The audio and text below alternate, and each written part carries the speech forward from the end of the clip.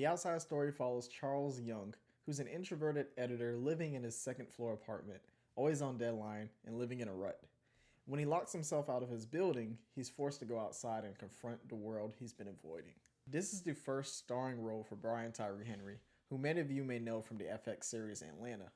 Film-wise, he's appeared in smaller roles in a variety of different movies, with his best, in my opinion, being his eerie and haunting monologue in If Beale Street Could Talk. The worst thing. The worst thing is that they can make you so fucking scared, honey.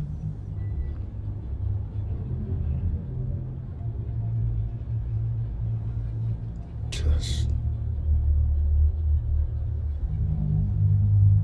scared.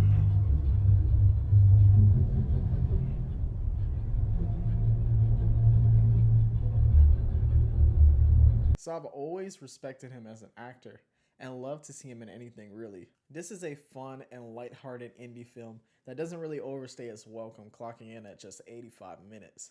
The film is what I would call cinematic comfort food. The kind of film where you find yourself smiling and genuinely rooting for the characters on screen, and you leave it just as happy as you were just watching it. Much of that has to do with Henry's performance. Much like his previous roles, he's very likable in the film and carries with him a certain comedic charm that carries much of the film's more lighthearted scenes.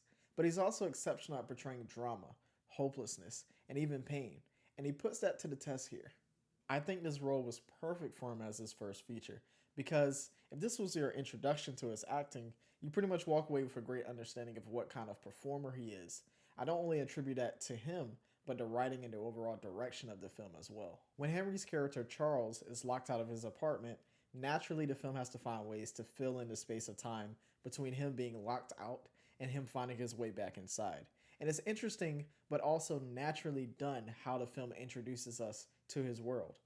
A lot of films, especially fantasy or sci-fi films, use a character to introduce us to the world of the film. We see the world through their eyes, essentially.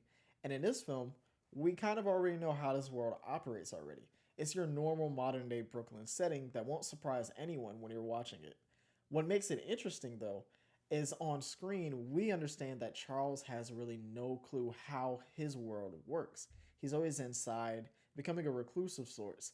So this situation forces him to get to know his neighbors, to learn more about his community, to really become a part of his community that he so often neglected. So the film is about more than just Charles finding himself as a character. It's about Charles finding his place in the world, but on a much smaller scale. We watch him learn from other characters and grow as a person from these experiences when he'd much rather be inside working or hiding from the outside world. And that's what makes this film such a feel-good film. There's also a relationship aspect with his girlfriend that I don't want to spoil too much, but it serves as a great motivator for him as well, and just adds to that warm feeling you get when watching it. Overall, I don't have many negatives with this film. It's not perfect by any means.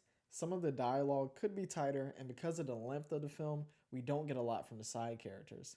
They're very much in the film as plot devices for Charles' growth, which isn't a bad thing at all, but more development with some of the characters, like the police officer in the film who is dedicated to her job of just writing parking tickets all day, which becomes sort of a running joke in the film.